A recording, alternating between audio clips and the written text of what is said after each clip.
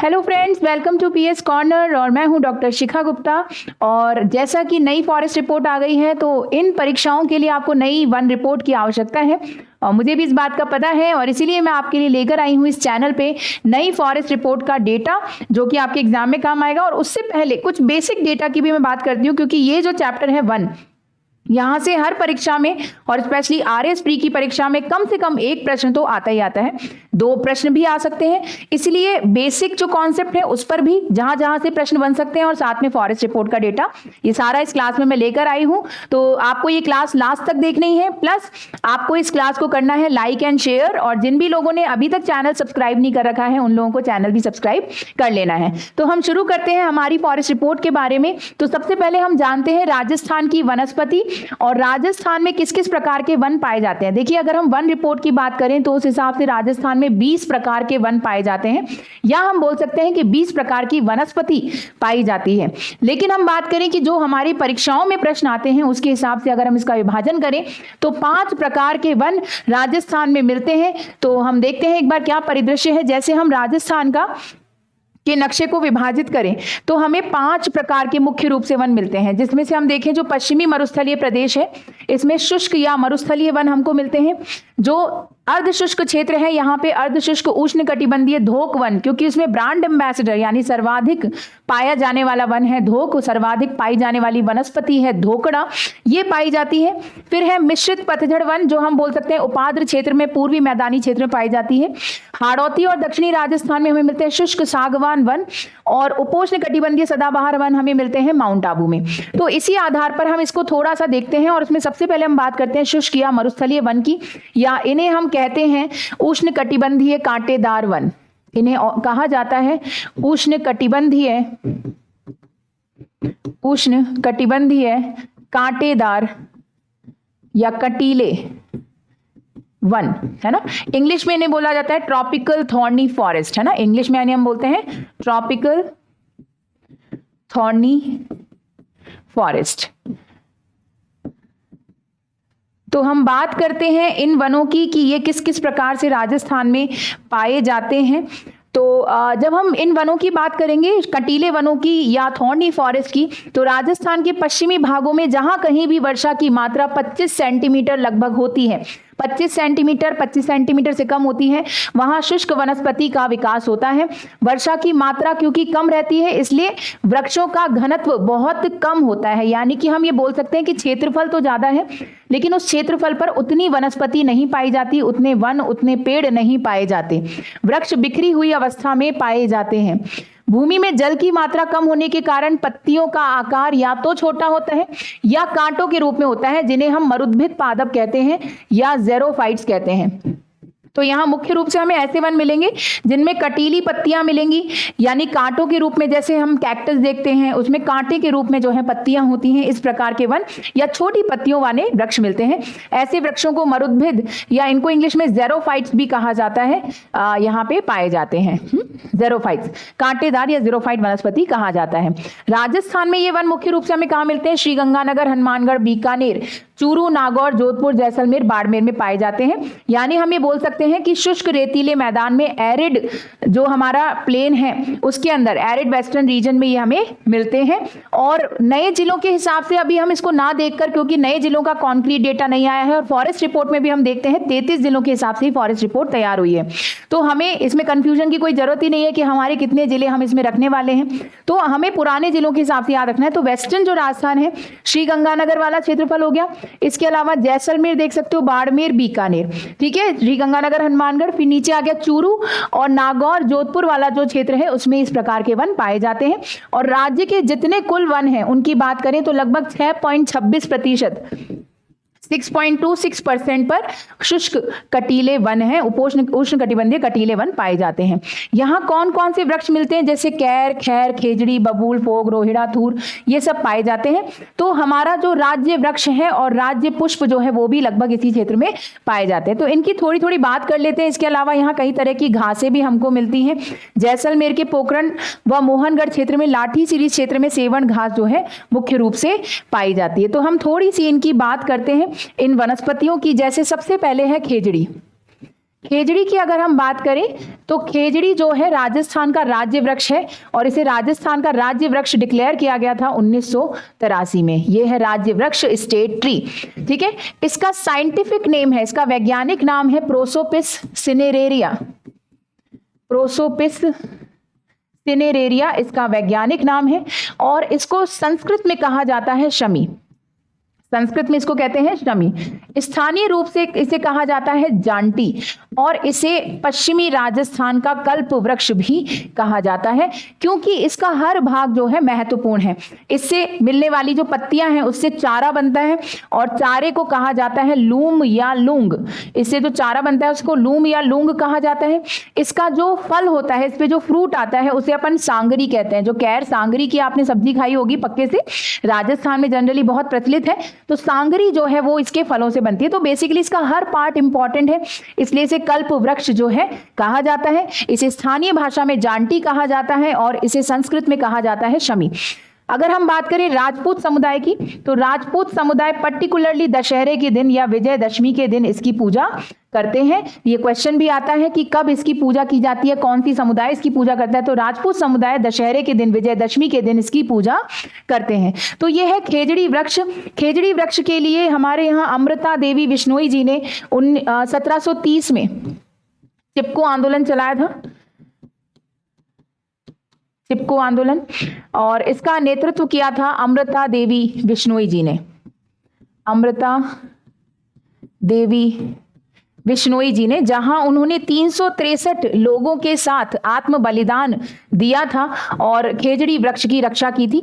सर्वाधिक खेजड़ी वृक्ष भी हमें खेजड़ली गांव में ही मिलते हैं, जहां यह आंदोलन हुआ था। खेजड़ली जोधपुर में सर्वाधिक खेजड़ी के वृक्ष पाए जाते हैं। ठीक है, खेजड़ली जोधपुर में। अमृता देवी बिश्नोई जी के नाम पर हम देखते हैं कि जो पेड़ लगाने के लिए और वन्य जीवों के संरक्षण के लिए, यानी कुल मिला के हम बोल सकते हैं पर्यावरण संरक्षण के क्षेत्र में पुरस्कार भी दिया जाता है। ठीक है, तो वन्य जीव संरक्षण, और हम देखते हैं कि इसके अलावा यहाँ पे जो अपने वृक्ष लगाने के लिए इनके लिए पुरस्कार दिया जाता है अमृता देवी बिश्नोई जी के नाम पर।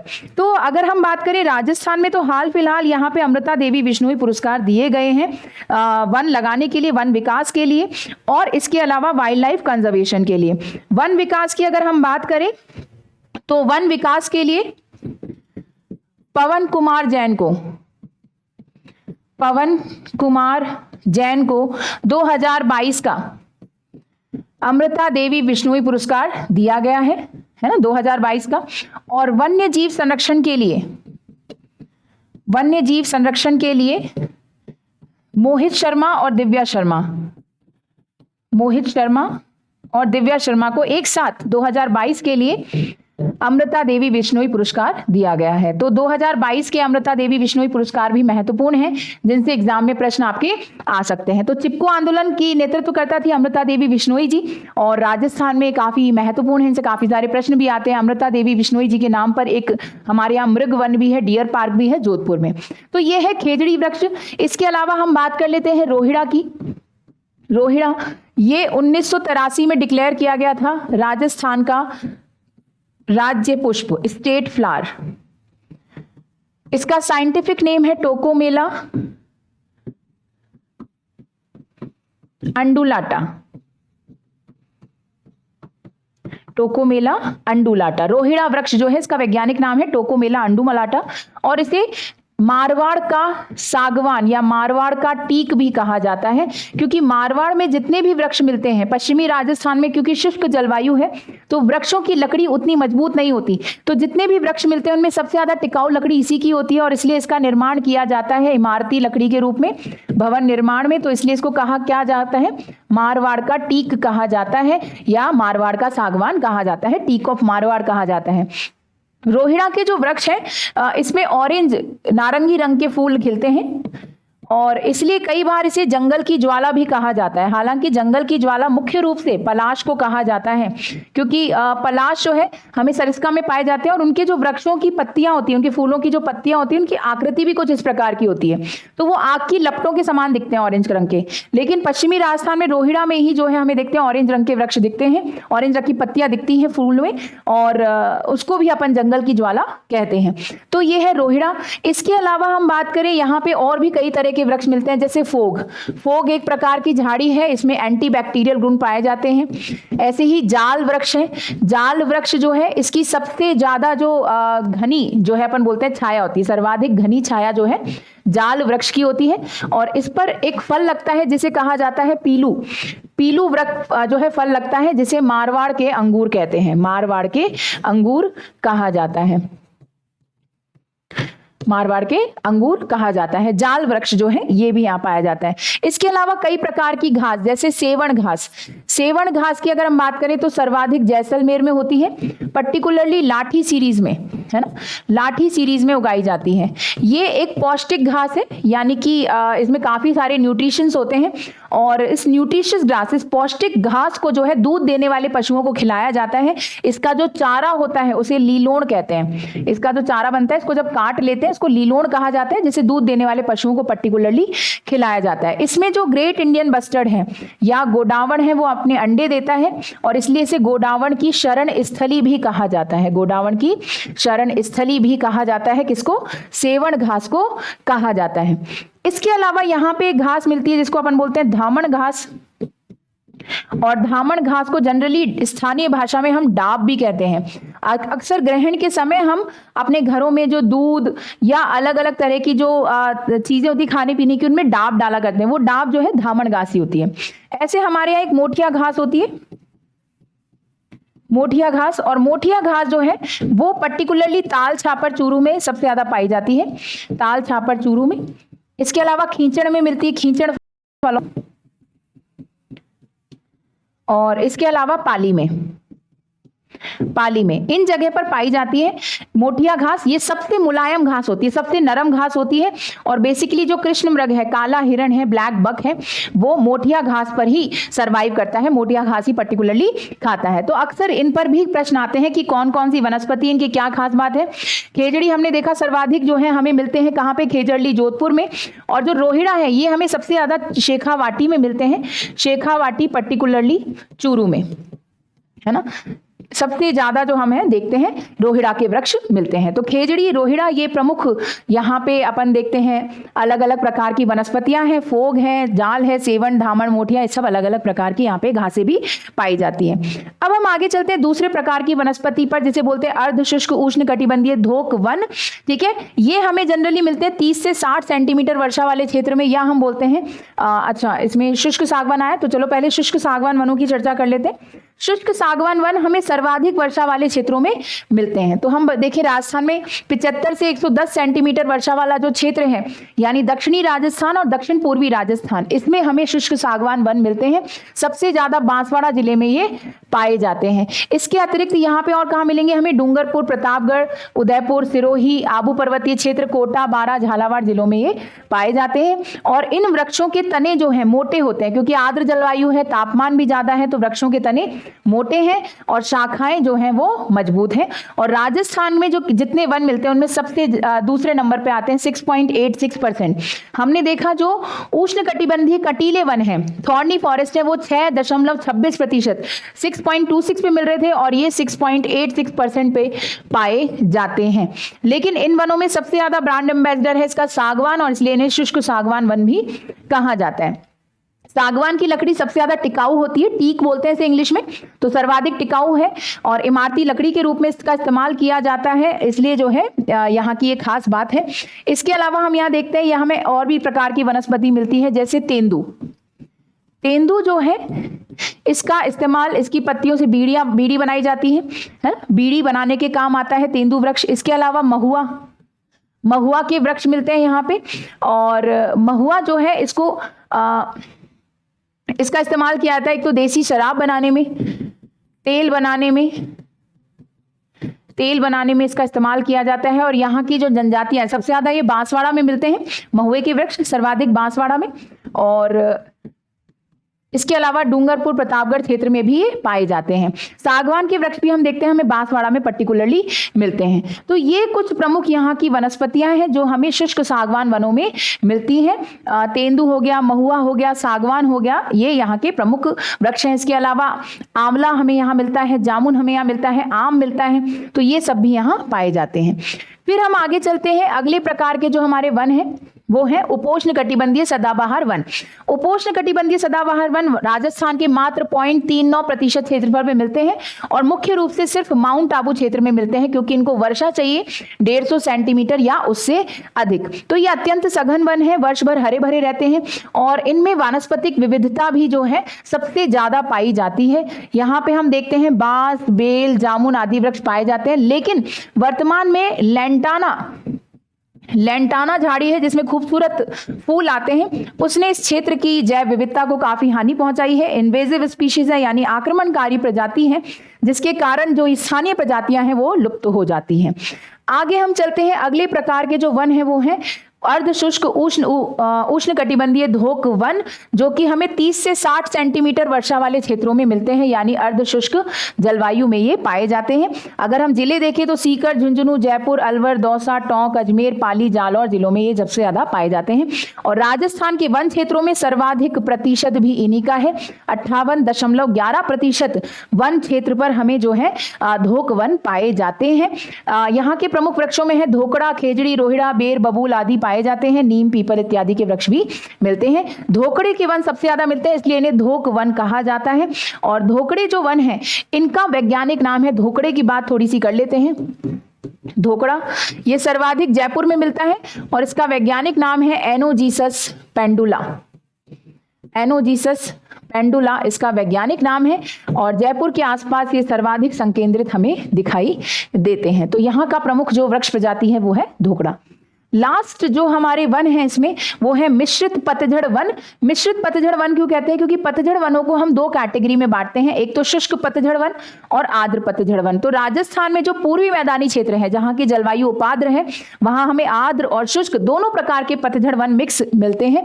तो इसकी हम बात करें तो राजस्थान में दक्षिण और दक्षिण पूर्वी अरावली के मध्यम ऊंचाई वाले ढलानों पर हमें 50 से 80 सेंटीमीटर के मध्य जो है ये वृक्ष मिलते हैं। और ये वृक्ष जो है ज्यादातर इनमें एक ही प्रकार की प्रजातियां मिलती है, ज्यादा जैव विविधता नहीं मिलती, इसलिए इन्हें पतझड़ वन कहा जाता है, क्योंकि सभी वृक्ष एक साथ अपनी पत्तियां गिरा देते हैं। यहाँ के प्रमुख वृक्ष हैं, जैसे खैर हो गया, ढाक हो गया, गूलर, सेमल, साल, बांस, कैर, ओक, थोर, तेंदू आदि।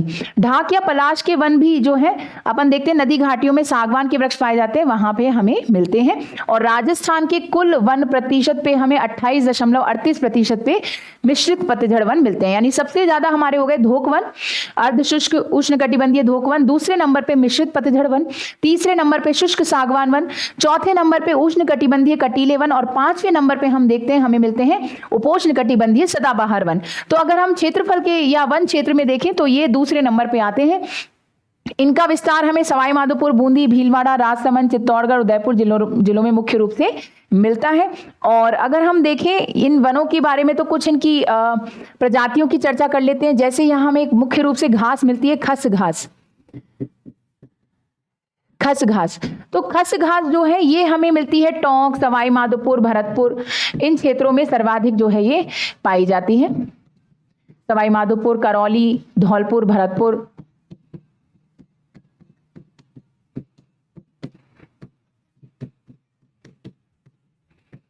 और ये एक सुगंधित घास है, यानी परफ्यूम्ड ग्रास है, जिसमें से खुशबू आती है, खुशबूदार घास है। इसका इस्तेमाल जो है शरबत, जैसे आपने शरबत पिया होगा खस का, तो शरबत बनाने में, तेल बनाने में, इसके अलावा पर्दे बनाने में इसका इस्तेमाल किया जाता है। कूलर की जो टाटियां होती हैं, पुराने कूलर जो चला करते थे उनमें जो टाटियां होती थी उसमें बनाने में इसका इस्तेमाल किया जाता था। इसके अलावा यहाँ हमें मिलता है पलाश। पलाश के पेड़ सबसे ज्यादा हमें मिलते हैं सरिस्का, अलवर में, सरिस्का अलवर में। और ये जो पलाश है इसका वैज्ञानिक नाम है ब्यूटिया मोनोस्पर्मा। Butea monosperma. जो पलाश के वृक्ष है इसे एक्चुअली में जंगल की ज्वाला कहा जाता है, जंगल की ज्वाला कहा जाता है। इसके अलावा इन वनों में हमें दक्षिणी राजस्थान के आसपास चित्तौड़गढ़, राजसमंद, उदयपुर के आसपास आम के वृक्ष मिलते हैं। अगर हम देखें पूर्वी राजस्थान में भरतपुर, धौलपुर, सवाई माधोपुर के आसपास हमें कदम्ब के वृक्ष मिलते हैं। तो अलग अलग प्रकार की वृक्ष प्रजातियां हमें इनमें मिलती हैं। तो मुख्य रूप से जो ये पूछे जाते हैं ये वृक्ष प्रजातियां हैं जो इन वनों में पाए जाते हैं। आगे हम चलते हैं, राजस्थान के अधिकतर वन जो है दक्षिण पूर्वी भाग में पाए जाते हैं। जैव विविधता, वन संपदा भी बहुत ज्यादा है। कुल वन क्षेत्र का लगभग 50% 8 जिलों में पाया जाता है। और कौन से हैं वो? उदयपुर, प्रतापगढ़, चित्तौड़गढ़, बूंदी, बारां, अलवर, करौली और सिरोही। यहाँ पे कुल वन क्षेत्र का सब 50% इन्हीं में मिलता है। सबसे ज्यादा हम देखते हैं जो घने वन है वो कहाँ है? अलवर में। अभी हम ISFR की बात कर लेते हैं, उसमें भी ये डेटा हमें दिखाई देता है। तो अब हम चलते हैं राजस्थान वन स्थिति रिपोर्ट। पहली जो वन स्थिति रिपोर्ट आई थी ये तो 2021 में आई थी, और फिलहाल अभी जो रिपोर्ट आई है 2024 को, 21 दिसंबर 2024 को, ये 18वीं वन स्थिति रिपोर्ट है। पहली रिपोर्ट की हम बात करें 1987 में आई थी। ये जो वन स्थिति रिपोर्ट है ये जारी करता है FSI, है ना, फॉरेस्ट सर्वे ऑफ इंडिया, भारतीय वन सर्वेक्षण। इसका जो मुख्यालय है वो देहरादून में है। और इसके बारे में हम अलग से थोड़ी सी चर्चा करेंगे कि ये जो FSI है ये क्या है, कब बना, एक अलग से वीडियो मैं बनाऊंगी जिसके अंदर हम इन सारी चर्चाएं लेकर आएंगे। फिलहाल हम बात करें तो FSI देहरादून जो है 1981 में इसकी स्थापना हुई थी। और ये जो है बेसिकली हर 2 साल में एक फॉरेस्ट रिपोर्ट, वन रिपोर्ट जारी करता है। फिलहाल 2023 की जो वन रिपोर्ट है, ये जो हमारे पास वन रिपोर्ट आई है ये 2023 की वन रिपोर्ट है। और 2023 की जो वन रिपोर्ट है ये लॉन्च हुई है 21 दिसंबर 2024 को। ये 18वीं वन स्थिति रिपोर्ट है। पहली रिपोर्ट आई थी 1987 में।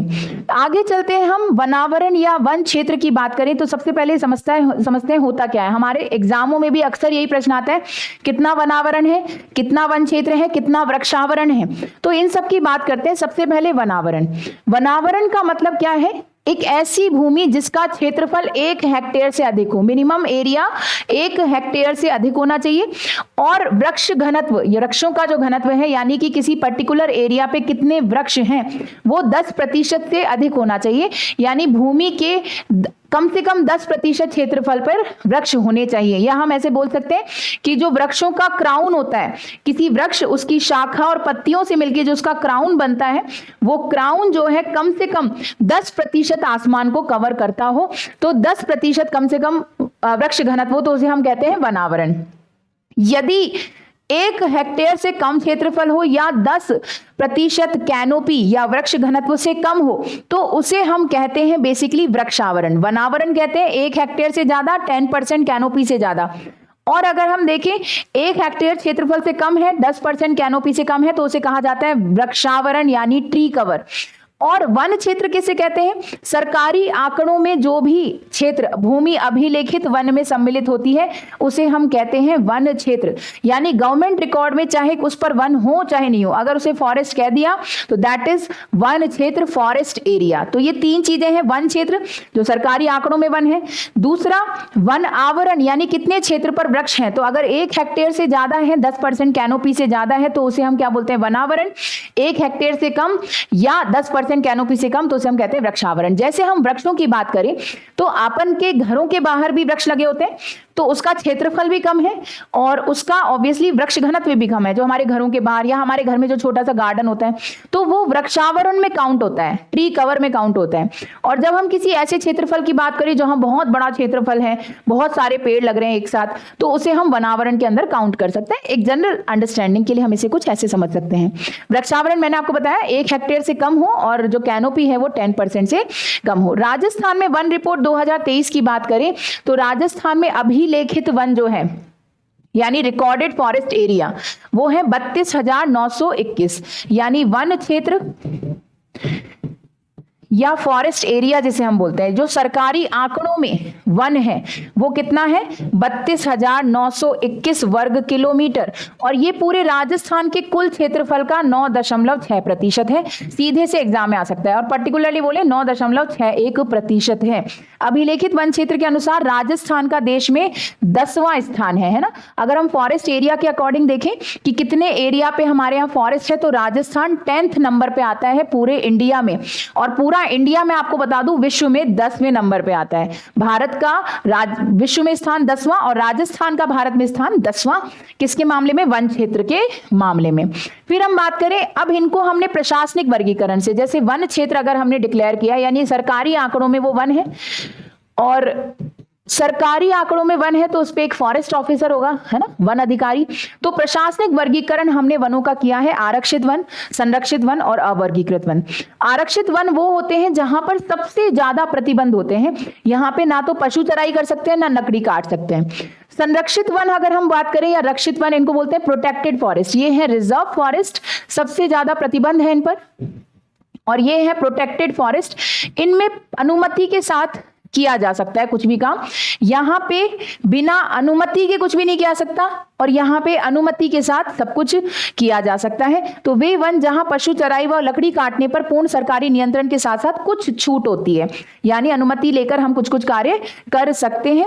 अवर्गीकृत वन जिनमें किसी प्रकार का प्रतिबंध नहीं है, अनक्लासिफाइड फॉरेस्ट कहलाते हैं। ये वन ना तो पशु चराई लकड़ी काटने पर कोई सरकारी नियंत्रण नहीं होता, ज्यादातर चीजों की अनुमति होती है।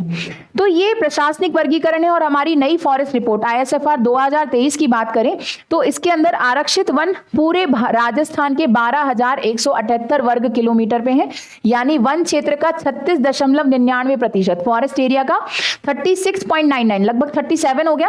ये जो है किसके अंदर आते हैं? आरक्षित वन यानी रिजर्व फॉरेस्ट के अंदर आते हैं। रिजर्व फॉरेस्ट में हम बात करें तो हमारे यहाँ सबसे ज्यादा रिजर्व फॉरेस्ट यानी आरक्षित वन उदयपुर में है, सबसे ज्यादा। रक्षित वन यानी प्रोटेक्टेड फॉरेस्ट की बात करें तो रक्षित वन जो है राजस्थान के सबसे ज्यादा वन क्षेत्र पर यही है, 56.51%, जहां पे हमें ज्यादातर चीजों की अनुमति होती है जब तक सरकार किसी चीज की अनुमति ना दे, मतलब सब किसी चीज पर प्रतिबंध ना लगाए। यहां पर हर चीज पर प्रतिबंध है, यहां पर अनुमति लेनी होगी, यहां सरकार प्रतिबंध लगाएगी अलग से, बाकी चीजों की अनुमति होगी। तो रक्षित वन है ये 56.51% पर है और सबसे ज्यादा 12 में है।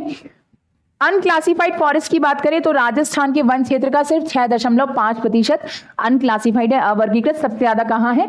बीकानेर में है।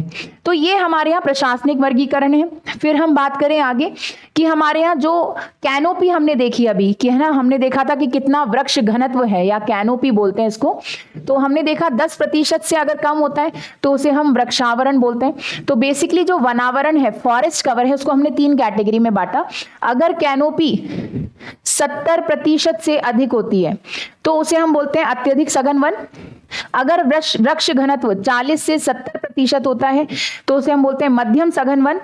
और अगर कैनोपी या वृक्ष घनत्व 10 से 40% होता है तो उसे हम खुले वन बोलते हैं।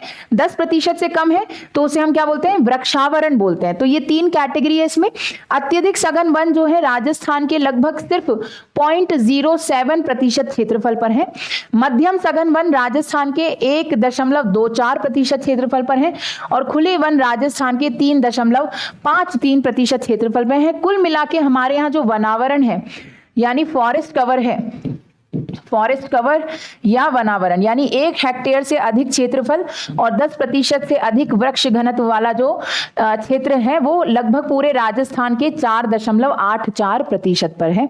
और हमारे यहाँ झाड़ियों की बात करें, झाड़ियां जो छोटे छोटे पेड़ होते हैं उनको हमारे यहाँ लगभग 1.60% पे झाड़ियां, जैसे अभी हमने एक झाड़ी की बात की थी, पोग, है ना, पोग झाड़ी है। अच्छा, बांस की बात करें तो बांस घास है, बांस को जो है घास की कैटेगरी में रखा गया है और बांस भी फिलहाल काफी चर्चा में चल रहा है, बांस, बैम्बू, और इस घास है ना।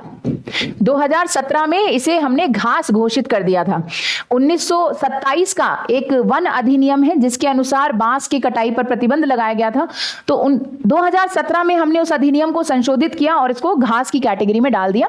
बांस के प्रमोशन के लिए राजस्थान में khadi and village industry corporation की मदद से, KVIC की मदद से बोल्ड स्कीम चलाई जा रही है। बोल्ड स्कीम है bamboo oasis on land in desert,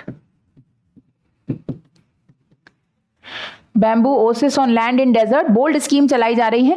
और ये बोल्ड स्कीम शुरू की गई थी उदयपुर के निचला मंडावा से, जहां पे एक ही दिन में 5,000 बांस के वृक्ष लगाए गए थे, जो कि एक Guinness book of world record में दर्ज है। तो निचला मंडावा क्षेत्र में। इसके अलावा हम देखते हैं बीएसएफ जो बॉर्डर सिक्योरिटी फोर्स है, सीमा सुरक्षा बल है, उसने तनौट जैसलमेर में भी 1000 जो है बांस के वृक्ष लगाए हैं,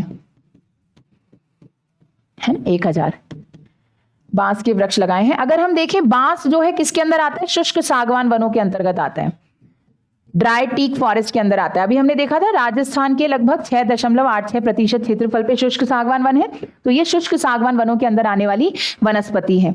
तो ये हमने बात की थी कुछ झाड़ियों की, और ये हमारे यहाँ वनावरण है। आगे चलते हैं हम, सर्वाधिक जो सघन घने वन है, वेरी डेंस फॉरेस्ट है, जिनकी कैनोपी 40 से 70% है। ये हमारे यहाँ सबसे ज्यादा मिलते हैं अलवर में, जो मैं बताई थी कि सरिस्का में सबसे ज्यादा घने वन है। दूसरे नंबर पे उदयपुर और तीसरे नंबर पे सवाई माधोपुर यानी रणथंभौर आता है तीसरे नंबर पे। तो ये हमारे सर्वाधिक सघन वन है। और सर्वाधिक खुले वन यानी जहां पे कैनोपी 10 से 40% है, ये अपन ने देखा यहाँ पे कैनोपी जो है 70% से अधिक है, और यहाँ पे कैनोपी 10 से 40% है। तो ये सबसे ज्यादा मिलते हैं उदयपुर में, दूसरे नंबर पे 12, तीसरे नंबर पे अलवर में मिलते हैं। खुले वन सबसे ज्यादा उदयपुर में, फिर 12 में, फिर अलवर में मिलते हैं। आगे हम चले, राज्य में घनत्व के आधार पर वनों की स्थिति। तो घनत्व के आधार पर हमारे यहाँ वनों की स्थिति है। सर्वाधिक वन क्षेत्र कहां पर है, फॉरेस्ट एरिया, यानी कि जो सरकारी आंकड़ों में लिखा हुआ है, तो सबसे ज्यादा उदयपुर, फिर अलवर, फिर प्रतापगढ़, फिर चित्तौड़गढ़, फिर बारां। ठीक है, ये टॉप 5 स्टेट्स हैं जहां सबसे ज्यादा फॉरेस्ट एरिया है। सबसे ज्यादा उदयपुर में फॉरेस्ट एरिया है, देन अलवर में, then Pratapgarh, then Chittorgarh, then Baran. और अगर हम देखें न्यूनतम वन क्षेत्र, मिनिमम फॉरेस्ट एरिया कहां पर है, सबसे कम है चूरू में। चूरू में 62.73 वर्ग किलोमीटर पर जो है न्यूनतम वन क्षेत्र है। हनुमानगढ़ दूसरे नंबर पे, तीसरे नंबर पे जोधपुर, श्रीगंगानगर, दौसा, यानी कि पश्चिमी राजस्थान में मुख्य रूप से वन क्षेत्र कम है। ऑब्वियसली वहां पे जो है फॉरेस्ट भी कम ही है। अगर हम बात करें जिलों के भौगोलिक क्षेत्रफल के प्रतिशत के आधार पर, यानी जैसे हमने इधर देखा दौसा, तो दौसा का खुद का क्षेत्रफल ही कम है, तो कितने क्षेत्रफल को फॉरेस्ट डिक्लेयर करेंगे। तो अगर कोई कोई जिला ही छोटा है, तो उस जिले के ज्यादातर भागों पे हम देखते हैं वन क्षेत्र नहीं हो सकता। तो हम क्या निकालते हैं, प्रतिशत क्षेत्रफल के अनुसार, कि अगर छोटा भी जिला है तो उस जिले के कितने प्रतिशत भाग पे वन है, उस आधार पे अगर हम देखें तो सर्वाधिक वन क्षेत्र उदयपुर में, प्रतापगढ़ में, सिरोही में, करौली में और अलवर में है। यहाँ करौली भी लिस्ट के अंदर आ गया है।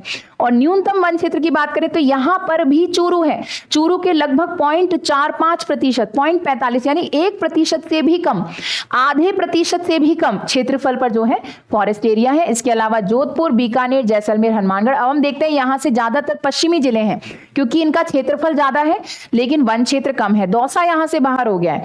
और सर्वाधिक वन क्षेत्र में हम देखते हैं ज्यादातर वही दक्षिणी राजस्थान है, उदयपुर, प्रतापगढ़, सिरोही, करौली और अलवर भी इसके अंदर आता है। आगे हम चले, वनावरण में सर्वाधिक सबसे ज्यादा वृद्धि कहां हुई, कि सबसे ज्यादा पेड़ कहां लगाए गए, तो सीकर, बाड़मेर, अलवर में। और सबसे ज्यादा कमी कहां दर्ज की गई, सबसे ज्यादा कमी हुई बारां में, प्रतापगढ़ में, अजमेर में। यानी सबसे ज्यादा पेड़ लगाए गए सीकर, बाड़मेर, अलवर में, और सबसे ज्यादा पेड़ काटे गए बारां में, प्रतापगढ़ में और अजमेर में। ठीक है, इन क्षेत्रों में सबसे ज्यादा पेड़ काटे गए हैं। फिर हम बात करें वनाग्नि, इस बार के हमारा जो फॉरेस्ट रिपोर्ट है इसमें फॉरेस्ट फायर के भी जो है हम देखते हैं अलग से काफी सारा डेटा शामिल किया गया है। तो फॉरेस्ट फायर यानी वनाग्नि की अगर हम बात करें तो सबसे ज्यादा फॉरेस्ट फायर रिकॉर्ड की गई उदयपुर में, प्रतापगढ़ में, डूंगरपुर में, राजसमंद में, पाली में। ज्यादातर दक्षिणी राजस्थान में हम देखते हैं फॉरेस्ट फायर के केसेस सबसे ज्यादा है। फॉरेस्ट एरिया सबसे ज्यादा उदयपुर में, forest percentage of forest area सबसे ज्यादा उदयपुर में, सबसे ज्यादा फॉरेस्ट फायर भी उदयपुर में। और जहां पर 0 मामले रिकॉर्ड हुए, चूरू में तो लगभग 0.45 यानी आधे प्रतिशत से भी कम पे वन क्षेत्र है, तो वहां क्या ही आग लगेगी। और जयपुर में भी 0 फॉरेस्ट फायर के केसेस रिकॉर्ड किए गए, कब, 2023-24 में। ठीक है, आगे हम चलते हैं वनाग्नि प्रवणता श्रेणियां, कि हमारे यहाँ कितनी कैटेगरी में हमने इसको बांटा है। तो अत्यंत अग्नि प्रवण, एक्सट्रीमली फायर प्रोन, बहुत ज्यादा जहां पे फॉरेस्ट फायर के केसेस हो सकते हैं, ऐसा क्षेत्रफल सिर्फ 0.42 है। हालांकि पिछली बार की जो रिपोर्ट थी उसमें ये 0% था, 0। इस बार बढ़ के 0.42% हो गया है, यानी हमारे यहाँ फॉरेस्ट फायर के मामले बढ़ रहे हैं, है ना। स्पेशली जो बहुत ज्यादा फॉरेस्ट फायर प्रोन है वो एरिया बढ़ता जा रहा है। बहुत अधिक अग्निप्रवण यानी very high very highly forest fire prone, तो ये 2.83% है। अति अग्नि प्रवण, highly forest fire prone, highly fire prone 4.38%, moderately सामान्य अग्नि प्रवण 5.90 और न्यून यानी कि लेस फायर प्रोन तो ये 86.5477%। जैसे जैसे नीचे आ रहे हैं प्रतिशत बढ़ता जा रहा है, हालांकि ये पिछली बार 0 था, अभी 0.42% हो गया है। आगे हम चले, इसमें राजस्थान में प्रति व्यक्ति औसत वनावरण एवं वृक्षावरण कितना है? Per capita 0.037 hectare. प्रति व्यक्ति कितना आ रहा है? 0.037 हेक्टेयर। कुल वनावरण एवं वृक्षावरण की बात करें तो जैसे हम देखें कि वनावरण और वृक्षावरण दोनों को मिला ले, कुल पेड़ देखें तो पूरे राजस्थान के 7.42% पे क्या है? वनावरण एवं वृक्षावरण है। और जबकि हम देख रहे थे कि फॉरेस्ट एरिया यानी गवर्नमेंट रिकॉर्ड में कितने प्रतिशत क्षेत्रफल पे फॉरेस्ट एरिया है? 9.61% पे है। भारत में सबसे ज्यादा वृक्षावरण कहाँ है? महाराष्ट्र और राजस्थान वृक्षों के मामले में दूसरे नंबर पे है। यानी हमारे यहाँ 1 हेक्टेयर से कम क्षेत्रफल और 10% से कम कैनोपी वाले काफी ज्यादा पेड़ हैं। यानी कि हम जैसे घरों के बाहर, गार्डन में, या हम बात करें स्कूल्स में, ऐसी बिल्डिंग्स में हमारे यहाँ पेड़ ज्यादा हैं और राजस्थान ऐसे मामलों में महाराष्ट्र के बाद दूसरे नंबर पे है। ISFR 2021 की तुलना करें तो सबसे ज्यादा सकारात्मक परिवर्तन वाले जो राज्य हैं उनमें भी राजस्थान दूसरे नंबर पे है। सबसे ज्यादा पेड़ छत्तीसगढ़ के बाद राजस्थान में ही लगाए गए हैं। फिर हम बात करें अभिलेखित वन क्षेत्र के बाहर वनावरण में कमी दर्ज करने वाले राज्य, यानी कि जो हमने देखा कि सरकारी रिकॉर्ड में जो एरिया फॉरेस्ट है ना, वन क्षेत्र है, सरकारी दस्तावेजों में उसके बाहर हमारे यहाँ जो पेड़ों में कमी आई है उनमें भी राजस्थान दूसरे नंबर पे है। यानी राजस्थान में जो ज्यादातर वृक्ष लगाए गए हैं वो फॉरेस्ट एरिया के अंदर लगाए गए हैं, जहां पे ऑलरेडी गवर्नमेंट रिकॉर्ड में जो वन है, वन क्षेत्र के बाहर बहुत कम वृक्ष लगाए, बल्कि कमी ही दर्ज की गई है। राजस्थान दूसरे नंबर पे है। वनावरण तथा वृक्षावरण में सर्वाधिक वृद्धि हम देखते हैं कहां पर हुई है? इसमें राजस्थान चौथे नंबर पे है। यानी ओवरऑल हमारे यहाँ वृक्षों में वृद्धि हुई है। कितनी वृद्धि हुई है? 394.46 वर्ग किलोमीटर की। कृषि वानिकी की बात करें, एग्रो फॉरेस्ट्री यानी कि कृषि के साथ वानिकी कर लिया जाए। जैसे हमने पेड़ लगाया तो हमारे खेत है, खेत की मेड़ पर हमने वृक्ष लगा दिए, खेतों के अंदर हमने कुछ वृक्ष लगा लिए, तो ऐसे कृषि वानिकी एग्रो फॉरेस्ट्री में सबसे ज्यादा वृद्धि में भी राजस्थान चौथे नंबर पे है। इसके अलावा स्वतंत्रता से पूर्व राजस्थान में पेड़ों की कटाई पर कुछ हम मिसलेनियस डेटा की बात कर लेते हैं। सबसे पहले राजस्थान में पेड़ों की कटाई पर प्रतिबंध 1910 में जोधपुर रियासत में लगाया गया था और इसके लिए फॉरेस्ट कंजर्वेशन प्लान, वन संरक्षण योजना जो है लाई गई थी। सबसे पहले वन संरक्षण योजना लाने वाली रियासत थी जोधपुर 1910 में। 1910 में ही टोंक रियासत ने शिकार पर रोक लगा दी थी, शिकार एक्ट लागू किया था। तो शिकार एक्ट टोंक ने लागू किया था, वन संरक्षण योजना बनाई थी जोधपुर ने।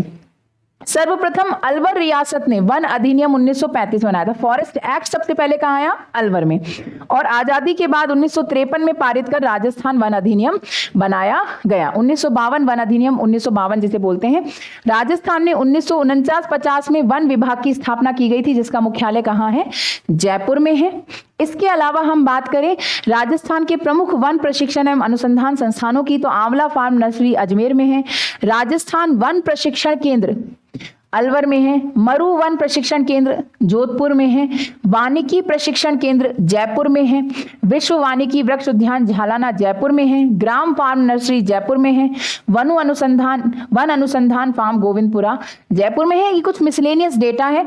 हम देखते हैं कि सरकारी रुझान थोड़ा वनों की तरफ हमें अधिक दिखाई दे रहा है वैसे भी, क्योंकि अभी हम देखते हैं जो हमारी लेटेस्ट बजट आया था उस बजट में भी हम देखते हैं काफी ज्यादा जो है फॉरेस्ट से रिलेटेड और वाइल्ड लाइफ से रिलेटेड चीजें की गई हैं। तो नई फॉरेस्ट रिपोर्ट ज्यादा मुश्किल नहीं है, थोड़े बहुत ही आंकड़े हैं। इस क्लास से आपने नोट्स बना लिए होंगे, अदरवाइज ये PDF आपको जो है टेलीग्राम चैनल पे मिल जाएगी और टेलीग्राम चैनल का जो लिंक है वो आपको इस वीडियो के डिस्क्रिप्शन में मिल जाएगा। तो इस लेक्चर के लिए इतना ही। एक दूसरे लेक्चर में हम एक general forest report, one report की चर्चा करेंगे भारत के संदर्भ में और वन रिपोर्ट के संदर्भ में, क्योंकि वहां से भी हम देखते हैं क्वेश्चन आ सकते हैं। तो उम्मीद करती हूँ ये क्लास आपको अच्छी लगी होगी। क्लास को लाइक एंड शेयर करना है और जो भी लोग चैनल पे नए हैं चैनल को सब्सक्राइब कर लें और बेल आइकन जरूर से दबा के रखें, जिससे जैसे ही क्लास कोई अपलोड हो तो आपको नोटिफिकेशन मिल जाए। थैंक यू सो मच, मिलते हैं फिर। All the best for your exam. जय हिंद।